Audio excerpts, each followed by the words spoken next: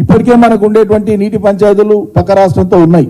పక్క రాష్ట్రంతో పంచాయతీ ఉండి నీటి వాటా తేలకుండానే ఇప్పటికీ ఒక అవస్థ పడుతూ ఉన్నాం.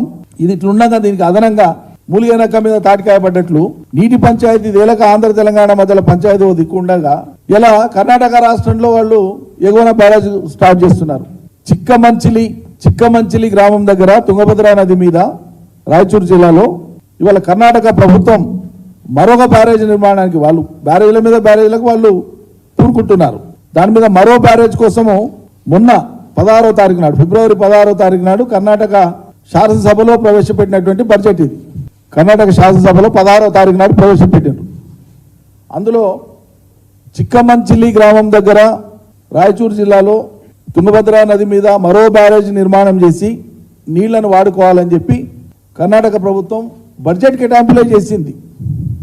ఒకవైపు అలమట్టి డ్యామును పెంచుకొని కర్ణాటక రాష్ట్రం ఇదివరకే తమ వాటా నీళ్లనే తాము నిల్వ ఉంచుకుంటున్నామనే వాదన చేసినప్పటికీ సుప్రీంకోర్టులో సారాంశం ఏంది, అలమట్టి నిండేదాకా మన కిందికి నీళ్లు రావు కదా, ఆ కాలం అంతా జాప్యం అవుతుంది కదా, సీజన్ అంతా వెనక్కిపోతుంది కదా, నార్లు పోసుకునేటువంటి సీజన్ అంతా వెనక్కిపోతుంది, నెల 45 రోజులు వాళ్ళకి నిండితే తప్ప కిందికి రావు.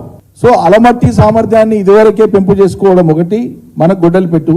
నారాయణపూర్ సామర్థ్యాన్ని పెంచుకొని నారాయణపూర్ కాలువల్ని వెడల్పు చేసుకున్నారు.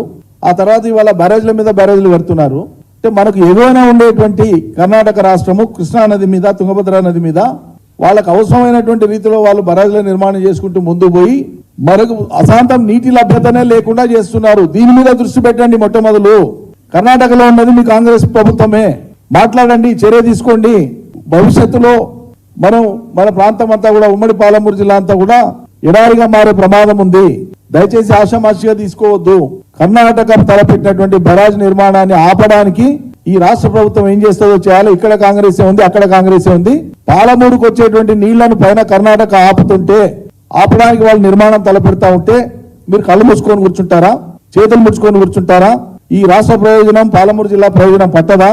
రేవంత్ రెడ్డి గారు కొడంగల్కి ప్రాతినిధ్యం వహిస్తుండవచ్చు, కానీ ఆయన అంటే నేను నల్లమల్ల బిడ్డానని చెప్తాడు కదా ప్రతి ఉపన్యాసంలో.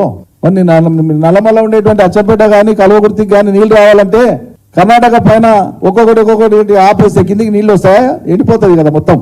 దయచేసి దృష్టి పెట్టమని చెప్పి నేను కోరుతా ఉన్నా. చాలా ఇంపార్టెంట్ ఇది రాజకీయ కోణంలో చూసి మాకు తోచిందే మేము చేసుకొని పోతాం, మేము చేసేదే కరెక్టు అంటే మాత్రం అది సబబు కాదు.